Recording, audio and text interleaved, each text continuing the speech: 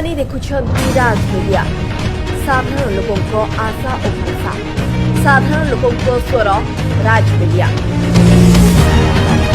राज्य सरकार निरीह खटिखिया मानक पई अनेक योजना करिसेंती हेले केतेक व्यक्ति विशेष निज स्वार्थ लालसारे किछि असाधु अधिकारी मानक सहित हाथ मिलाई योजना गुड़िक पंड करि चलिछंती, जहाँकि महात्मा गांधी निश्चित कर्म नियुक्ति योजना माध्यम रे प्रत्येक जॉब कार्ड धारी को 100 दिनर काम मिलिबा भली योजना होइछि। मात्र एसबु योजना पुरी जिला अस्तरंग ब्लॉक रो 4टी ग्राम पंचायत रे लोकों पई प्रहसन पालटिछि, जहाँ आमे कहूना साधारण जनता तथा से जॉब कार्ड हिताधिकारी निरीह खटिखिया कहते।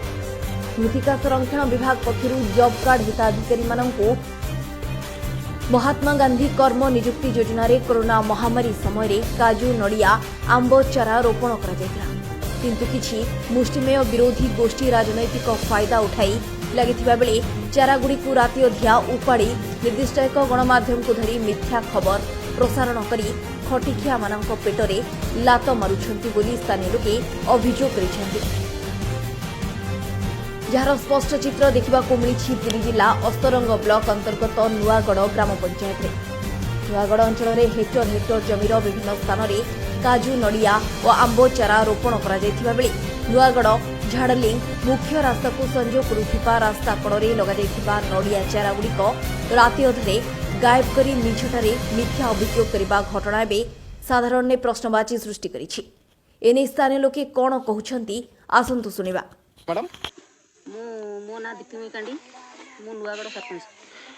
अच्छा मैडम कौन कहे मृत्तिका संरक्षण विभाग पक्षर जो चारा रोपण कराइला से महाघोटाला नहीं गोटे अभियोग आसूची कौन आपण पंचायत से अभियोग जो आसूची वास्तविक सत्य कि ना एटा मिछ कौन आपण अंचल रे गछ लागि गछ लागि को गछ लागि पंचायत सब गछ लागि की गछ जो जो जो चारा देइथले सब सब गछ लागि नड़िया गछ भी लागि कौन को आ गोटे अभियोग रही बाहर अंचल लेबर मैंने आसी कार्य नियोजित थे सत्य नुआगढ़ पंचायत लोक मैंने सब ही काम करिसेंती ठीक भाव पैसा पाई ठीक भाव पैसा पाई जो अभियोग आनी जो व्यक्ति विशेष से भावुं कौन किसी राजनीतिक षड्यंत्र ना किसी मंद उद्देश्य मंद उद्देश्य हूँ मंद उद्देश्य मत खाले पकाइए सब गछ सबुआड़ा फुलफिल गछ रही ऑल पंचायत आउ किछि गछ सब उपाड़ नहीं ये सब ये करिए बोली ब्लेम करिए बोली सेहिपरि समान धरणर अभियोग आसी झाड़लिंग पंचायत राजस्व ग्राम मधुपुर एवं झाड़लिंग गाँव चिरसबुज बलय सृष्टि करने सकाशे स्थानीय प्रशासन और साधारण लोकों चेष्टा मधुपुर अंचल में लगिथिबा चारागुड़िकर चित्र प्रतिहत करुछि जे एठारे मृत्तिका संरक्षण विभाग पक्षर वृक्षरोपण करा जायछि। मात्र एक निर्दिष्ट गणमाध्यम एवं किछि मुष्टिमेय व्यक्ति जानी पारुनाहांती एठी चारा रोपण होई नाही बोली। एने झाड़लिंग बासिंदा कोन कहउछंती आसंतु सुनिबा। मना अर्चना मुदुली आम घर मधुपुर कोंदो आम पंचायत झाड़लिंग पंचायत। अच्छा मृत्तिका संरक्षण रे आपण कार्य करूथिले आज्ञा जॉब कार्ड रे आज्ञा केते दिन पाखापाखि काम करछन्ते आपण 2 मास काम करछि। अच्छा को गछ लगौथिले आपण नड़िया गछ तार माटी काम सब चलछि। अच्छा नड़िया गछ जो लगौथिले गछ बे बंचिछि आज्ञा। अच्छा गोटे अभियोग रोचे गछ नहीं फल्स रे गछ पानी जाइछन्ती ये जो घटना जो आसुची ये कौन वास्तविक सत्य ना मिछ ये घटना एटा मिथ्या घटना। अच्छा कौन कहे जॉब कार्ड काम आपण को गछ मृत्तिका संरक्षण विभाग काम बंद हो जाइए सरकार पाखे दाबी कौन रखिए दाबी रही आम जेहेतु आम कम कर माने लॉकडाउन भी आम किसी कम कर आम कम करके चलू आम नदेले आम पुणी केमती कौन केम चलू आम जीविका बंद होगा ना आम पुणी बचू केमती जहाँ किसी आम रोजगार करूँ ना। अच्छा जो मैंने ये आलिगेसन आणुंट अभियोग आणुंट से कौन निवेदन करेंगे ए निवृत्त रहा निवेदन करेंगे ना नहीं आज्ञा। अच्छा आपण एनआरजीएस काम मृत्तिका संरक्षण जो गछ लगुला से नियोजित थे आज्ञा। अच्छा कौन कौन गछ सब लगौले नड़िया गछ अन्यान्य आंब गछ गछ ए बंची आज्ञा। अच्छा जो अभियोग रोचे गछ नहीं फल्स बिल कर बाहर लोक आनी काम कर वास्तविक मिथ्या मिथ्या सर कहीं आसबे आम निजे काम करूँ ना। सेहिपरि समान घटना सामना को आसी नईगुआ पंचायत राजस्व ग्राम नईगुआ बेरुणिया ଖଣ୍ଡାସାହି ଏବଂ ବେଣୁପୁର ଅଞ୍ଚଳରେ ବିଭାଗ ପକ୍ଷରୁ 4,000 ଊର୍ଦ୍ଧ୍ୱ ନଡ଼ିଆ ଆମ୍ବ ଚାରା ରୋପଣ କରାଯାଇଥିବା ବେଳେ ସ୍ଥାନୀୟ ଲୋକେ ଏବେ ସୁଦ୍ଧା 3,000 ଊର୍ଦ୍ଧ୍ୱ ଗଛକୁ ପାଣି ସାର ପିଡ଼ିଆ ଦେଇ ବଞ୍ଚାଇ ରଖିଥିବା ବେଳେ ଆଉ କେତେକ ସ୍ଥାନରେ କିଛି ଅସାଧୁ ବ୍ୟକ୍ତି ଚାରାଗୁଡ଼ିକୁ ଗାୟବ କରିଥିବା ନେଇ ସ୍ଥାନୀୟ ଲୋକେ ଅଭିଯୋଗ କରିଛନ୍ତି। ଏନେ ସ୍ଥାନୀୟ ସରପଞ୍ଚ ଏବଂ ଜବ୍ କାର୍ଡ ହିତାଧିକାରୀ କ'ଣ କହୁଛନ୍ତି ଆସନ୍ତୁ ଶୁଣିବା। ଫଲ୍ସ ସବୁ ହେଇଛି ଏ ବାତରେ କ'ଣ କରିବେ?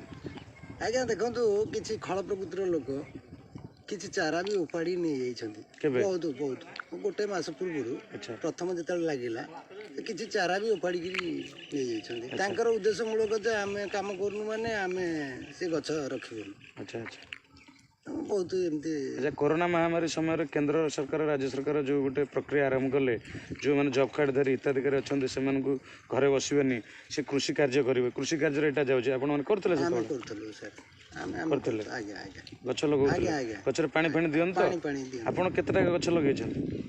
ସେମିତି ତ ତଥାପି ତଥାପି ଆମେ ଗୋଟେ ଗ୍ରୁପ କରିଥିଲୁ। ଆଚ୍ଛା ଆମେ 5 ଜଣିଆ ଗ୍ରୁପ ବାଛି ଦେଇଥିଲୁ। କେଉଁ ଗାଁରେ ସେଟା କରୁଥିଲେ କେଉଁ ପଡ଼ାରେ? ଡେରୁଣିଆ ଆମର ରାଜସ୍ୱ ଗ୍ରାମ। ଆଚ୍ଛା ମାଉସୀ ଆପଣଙ୍କ ନାଁ? ଉଷା ସ୍ୱାଇଁ ଘର? ଡେରୁଣିଆ। ଆଚ୍ଛା ଗୋଟେ ଅଭିଯୋଗ ଆସୁଛି ଯେ ବର୍ତ୍ତମାନ ଆପଣଙ୍କ ଯେଉଁ ନଈଗୁଆଁ ଗ୍ରାମ ପଞ୍ଚାୟତରେ ଡେରୁଣିଆ ଗାଁରେ ଯେଉଁ ଚାରା ରୋପଣ ହୋଇଥିଲା ମୃତ୍ତିକା ସଂରକ୍ଷଣ ବିଭାଗ ଦ୍ୱାରା ଆପଣ ଗଛ ଫଛ ଲଗେଇଛନ୍ତି? ହଁ ଲଗେଇ। କେତେ ଖଣ୍ଡେ ଗଛ ଲଗେଇଛନ୍ତି? 1000। କେତେ ଜଣ ଲଗେଇଥିଲେ? ଆମେ 15 ଜଣ। ମାନେ କ'ଣ ଗ୍ରୁପ? ଏସ୍ଏଚଜି ମହିଳା ଗ୍ରୁପ? ମହିଳା ଗ୍ରୁପ ନା କ'ଣ?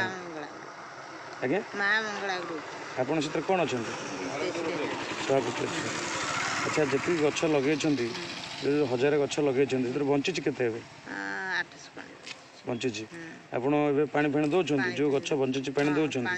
କେଉଁ ପ୍ରକାର ଗଛ ଲାଗିଛି? ଗଛ ସବୁ ଧାଡ଼ି କରି ଲଗେଇଛୁ ଠାଠା। କେତେ ପ୍ରକାର ଚାରା ଲାଗିଛି? କି କି ଗଛ? ଆମ୍ବ ଲଗେଇଛୁ, ନଡ଼ିଆ ଲଗେଇଛୁ, ଆଉ ଝାଉଁ, ସବୁ ଲାଗିଛି। ଆକାଶିଆ। ଜବ୍ କାର୍ଡ଼ରେ ଆପଣ ପଇସା ପାଉଛନ୍ତି ଠିକ୍ ସେ? ପଇସା ଠିକ୍ ସେ ପାଉଛନ୍ତି ତ? ଏବେ ପଇସା ଆସୁଛି ତ?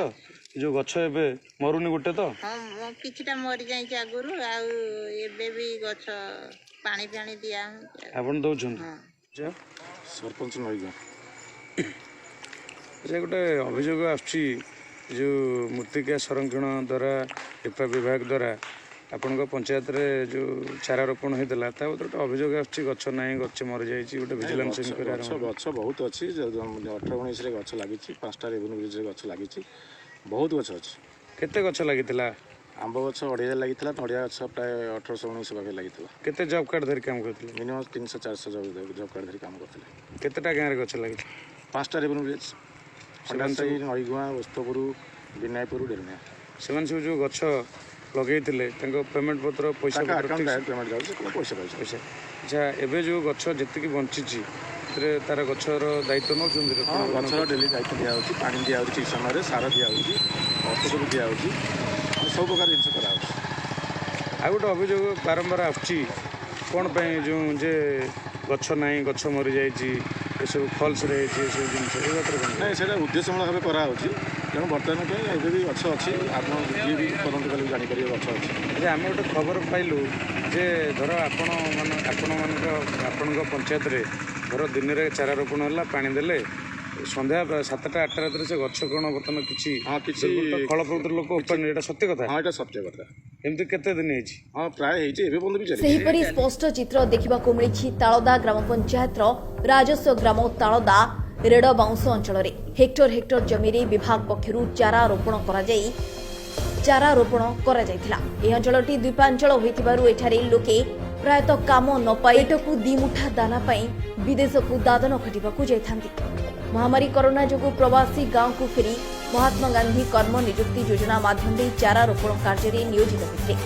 କିଛି ନିର୍ଦ୍ଦିଷ୍ଟ ବ୍ୟକ୍ତି ଲୋକାୟୁକ୍ତ ଏବଂ ଭିଜିଲାନ୍ସ ପାଖରେ ଚାରା ରୋପଣରେ ଅନିୟମିତତା ପ୍ରଶ୍ନ ଉଠାଇ ଜବ୍ କାର୍ଡଧାରୀଙ୍କ କାର୍ଯ୍ୟକୁ ଅଙ୍ଗୁଳି ନିର୍ଦ୍ଦେଶ କରିବା ସହିତ ହିତାଧିକାରୀଙ୍କ ପେଟକୁ ଲାତ ମାରିଛନ୍ତି ବୋଲି ସ୍ଥାନୀୟ ଲୋକେ ଅଭିଯୋଗ ଆଣିଛନ୍ତି। ଆଚ୍ଛା ଆପଣ ମୃତ୍ତିକା ସଂରକ୍ଷଣ ବିଭାଗରେ ଯେଉଁ ଚାଲିଥିଲା ଜବ୍ କାର୍ଡ଼ରେ ଗଛ ଲଗାଇବା କାମ ଆପଣ କରୁଥିଲେ? ଆଚ୍ଛା କ'ଣ କହିବେ କୋରୋନା ପରେ କାମ ବନ୍ଦ ହେଇଯାଇଛି ଲୋକମାନେ କାମ ପାଉନାହାନ୍ତି ଏନେ କ'ଣ କହିବେ? ଆମେ ଗରିବ ଲୋକ ସେ କାମ କରି ଆମ ଜୀବିକା ଅର୍ଜନ କରୁଥିଲେ ସେ କାମ ବନ୍ଦ ହେଇଗଲା ପରେ ଆମ ଜୀବିକା ବନ୍ଦ ହେଇଗଲା ଆମ ପିଲା କ'ଣ ଖାଇବେ ଆମ ପାଇଁ କାମ ଦରକାର। ଆଚ୍ଛା ଯେଉଁ କହୁଛନ୍ତି ଦୁର୍ନୀତି ହେଇଛି ଚାରା ପଇସା ବାହାର ଲୋକ ଆସି କାମ କରୁଥିଲେ ଏଇଟା କ'ଣ ବାସ୍ତବିକ ସତ? ଆମ ଏରିଆରେ କାମ କରୁଛୁ, ପଛ ଆପଣମାନେ ଲଗେଇଛନ୍ତି? କାମ କରିଥିଲେ ଆମ ଗାଁରେ ଠିକ୍ ଠିକ୍ ପଇସା ବି ମିଳିଛି। ରୋହିତ କୁମାର ନାୟକ। ଆଚ୍ଛା ଭାଇ ଆପଣ ମୃତ୍ତିକା ସଂରକ୍ଷଣରେ କାମ କରୁଥିଲେ, କୁହାଯାଉଛି ଗୋଟେ ମୃତ୍ତିକା ସଂରକ୍ଷଣରେ ମହାଦୁର୍ନୀତି ହେଇଛି, ଏମିତି ଏ ନେଇ ଲୋକାୟତ ଏବଂ ଭିଜିଲାନ୍ସର ଦ୍ୱାରସ୍ଥ ହେଇଛନ୍ତି କିଛି ଯୁବକ, ଏ ନେଇ କ'ଣ ମତ ରଖିବେ? ଆଜ୍ଞା କିଛି ଏଥିରେ ଦୁର୍ନୀତି ହେଇନି, ଆମେ ଠିକ୍ ଟାଇମ୍ରେ ପଇସା ପାଇଛୁ। ଏବେ କରୋନା ଟାଇମ୍ରେ ଆମ କାମଧନ୍ଦା କିଛି ମିଳିଲାନି, କିନ୍ତୁ ଆମ କାମ କରିବାକୁ ସବୁବେଳେ ବି ଆଗ୍ରହ ଅଛି। ସେପଟେ ନଈ ସେପଟେ ବି କିଛି ଗଛ ଲଗିଆ ହେଇଛି, ସବୁବେଳେ ଯୋଗାଯୋଗ କରୁଛୁ, କିଛି ଏଥିରେ ଅସୁବିଧା ନାହିଁ। ଆଚ୍ଛା କୁହାଯାଉଛି ଗଛ କିଛି ଲୋକ ଉପାଡ଼ି ନେଇଯାଇଛନ୍ତି ବୋଲି ଶୁଣା ଆଜ୍ଞା ହେଉଛି, କିଛି ଗଛ ଉପାଡ଼ି ନେଇ ଯାଇଛନ୍ତି, କିଛି ଗାଈ ଛାଡ଼ି ଦେଇକିରି ନଷ୍ଟ ହେଇଯାଇଛି। ଏଥିରେ ଭାବୁଛନ୍ତି କ'ଣ କିଛି ରାଜନୈତିକ ଷଡ଼ଯନ୍ତ୍ର ରହୁଛି କି? ରାଜନୈତିକ ଷଡ଼ଯନ୍ତ୍ର କିଛି ନାହିଁ, କିନ୍ତୁ କିଛି ମୁଷ୍ଟିମୟ ବ୍ୟକ୍ତି ଅଛନ୍ତି ତା ଦେହରେ ତାଙ୍କର କିଛି ଇଏ ରହୁଛି ବୋଲି ସେମାନେ କରୁଛନ୍ତି ଏମିତି ଆଉ। ସରକାରଙ୍କ ପାଖରେ ଦାବି କ'ଣ ରଖିବେ? ସରକାର ପାଇଁ ଦାବି ଏହା ରଖୁ ଯେ ଆମେ ତ ଏ କାମଟା ସବୁବେଳେ ପାଇଁ ଯୋଗାଇ ଦିଆଗଲେ ଆମେ ଟିକେ ଉପକୃତ ହୁଅନ୍ତୁ ଆଉ। ଭଲ ଭାବରେ ଦେଖି ନିଅନ୍ତୁ ଏହି ଚିତ୍ରକୁ କିଭଳି ତାଳଦା ଗ୍ରାମର ସବୁଜ ବଳୟ ବୟାନ କରୁଛି ତାହା ଏବେ ଆପଣଙ୍କ ସମ୍ମୁଖରେ ଆମେ ଦେଖାଉ। ଏଭଳି ସଙ୍ଗୀନ ଅଭିଯୋଗ ଆଣିଛନ୍ତି ତାଳଦାର ପୂର୍ବତନ ସରପଞ୍ଚ। ଆମ ପଞ୍ଚାୟତକୁ ମିଛରେ ବଦନାମ କରିବାକୁ ଚେଷ୍ଟା କରାଯାଉଛି ବୋଲି ପୂର୍ବତନ ସରପଞ୍ଚ ଓ ସ୍ଥାନୀୟ ଲୋକେ କ'ଣ କହୁଛନ୍ତି ଆସନ୍ତୁ ଶୁଣିବା। ପୂର୍ବତନ ସରପଞ୍ଚ ଲିଧା ସେଠି ଆଚ୍ଛା କ'ଣ କହିବେ ଯେଉଁ ଆପଣଙ୍କ ପଞ୍ଚାୟତରେ ଗୋଟେ ସଙ୍ଗୀନ ଅଭିଯୋଗ ରହୁଛି ଚାରା ଘୋଟାଲାକୁ ନେଇକରି, ଏ ନେଇ କ'ଣ ରଖିବେ ମତ? ଇଏ ଭିତ୍ତିହୀନ ଅଭିଯୋଗ ଗୁଡ଼ାକ, ଗଛ ଠିକ୍ ପଞ୍ଚାୟତ ଲାଗିଛି, କାମ ବି ହେଇଛି ବା ହେଉଛି, ଆଉ ଯେଉଁ ଭିତ୍ତିହୀନ କଥା ଉଠୁଛି ଭିଜିଲାନ୍ସ କଥା, ମୁଁ ଆକୁ ପସନ୍ଦ କରେନି। ସମ୍ପୂର୍ଣ୍ଣ 100% ଠିକ୍ ରହିପାରେ, ନାଇଁ 90% କାମ ଭଲ ହେଉଛି, କିଛି ଅସୁବିଧା ନାହିଁ। ଆଚ୍ଛା ସରକାରଙ୍କ ପାଖରେ ଦାବି କ'ଣ ରଖିବେ ଆପଣ? ସରକାରଙ୍କ ପାଇଁ ଦାବି ଗୋଟେ ଜିନିଷ, ବର୍ତ୍ତମାନ ଲକଡାଉନ୍ ପରେ ସମସ୍ତ ପ୍ରବାସୀ ଯେଉଁମାନେ ଆସୁଛନ୍ତି ସବୁ ଆମର ପିଲାମାନେ କାମ ପାଉନାହାନ୍ତି, ଅପର୍ଯ୍ୟାପ୍ତ କାମ ଦିଅନ୍ତୁ, ପିଲାମାନେ ବେକାର ପିଲାମାନେ କାମରେ ନିଯୁକ୍ତ ହୁଅନ୍ତୁ, ଏହା ଆମର ସରକାରଙ୍କ ଦାବି। ଆଉ ଏଇଟା ଯେଉଁ ମୃତ୍ତିକା ସଂରକ୍ଷଣ ବିଭାଗ ତରଫରୁ ଯେଉଁ ବୃକ୍ଷରୋପଣ ହୋଇଥିଲା ତାଳଦା ପଞ୍ଚାୟତରେ, ଏହା 100% ସକ୍ସେସ୍ ହେଇଛି। ଏ ଯେଉଁ ଅଭିଯୋଗ କରୁଛନ୍ତି ଏହା ଏକ ଭିତ୍ତିହୀନ ଏବଂ କପୋଳ କଳ୍ପିତ ଗୋଟେ ରାଜନୈତିକ ଉଦ୍ଦେଶ୍ୟ ପ୍ରଣୋଦିତ ଭାବେ କିଛି ଲୋକ କରୁଛନ୍ତି ଶସ୍ତା ଲୋକପ୍ରିୟତା ଅର୍ଜନ କରିବା ପାଇଁ। ବିଶେଷତଃ ଆମର ଗୋଟେ ନଦୀ ସେପଟେ ଗୋଟେ ହେଇଛି, ଯେଉଁ ଗୋଟେ ପ୍ଲାଣ୍ଟେସନ୍ ଆପଣ ଯିବେ ଦେଖିବେ, ନଦୀ ପାଖରେ ଆମରି ଏରିଆର ହେଇଛି ଗୋଟେ, ସେଥିରେ ଆମ ଗ୍ରାମବାଲାଙ୍କର ବି ସମ୍ପୂର୍ଣ୍ଣ ସହଯୋଗ ରହିଛି। ଆମେ ସେଥିରେ ଯାଇ ନିଜେ ବି ଖଟିଛନ୍ତି, ଗାଁର କିଛି ପଇସା ବି ଯାଇଛି, ହେଇଛି କେଉଁ ଟାଇପ୍ର ଜିନିଷ ଦେଖିବ। ଅବଶ୍ୟ ଯେଉଁ ବନ୍ୟାରେ କିଛିଟା ନଷ୍ଟ ହେଇଛି, କିନ୍ତୁ ତଥାପି ଆମେ ଆଶା କରୁଛୁ ପ୍ରାୟ ଗଛ ଆମର ରହିଛି। ସେଇଭଳି କିଛି ଦୁର୍ନୀତି ହେଇନି ଆପଣ? କିଛି କୌଣସି ଦୁର୍ନୀତି ହେଇନି। ଏଠି ସାଧାରଣ ଲୋକ କାମ କରିଛନ୍ତି ଏବଂ ସେମାନେ ତାଙ୍କର ପ୍ରାପ୍ୟ ପାଇଛନ୍ତି।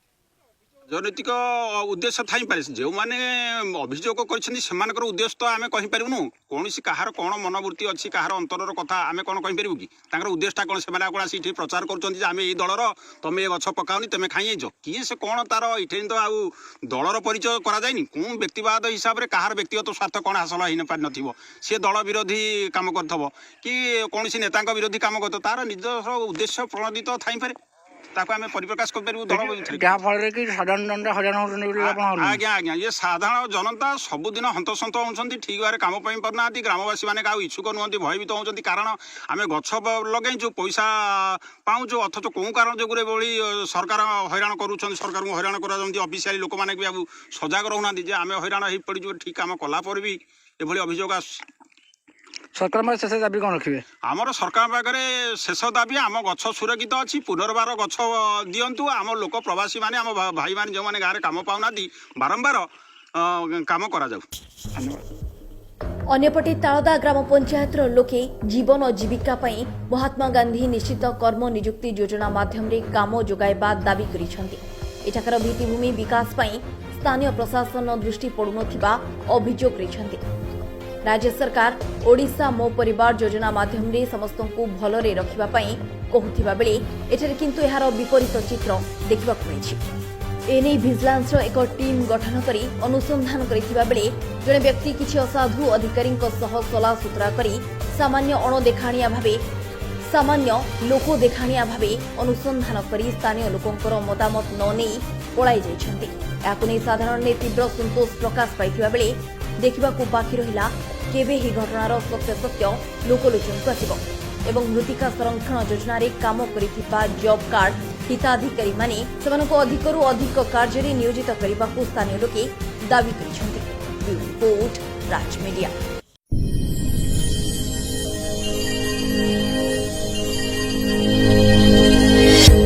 राज मीडिया साधारण लोकंक स्वर।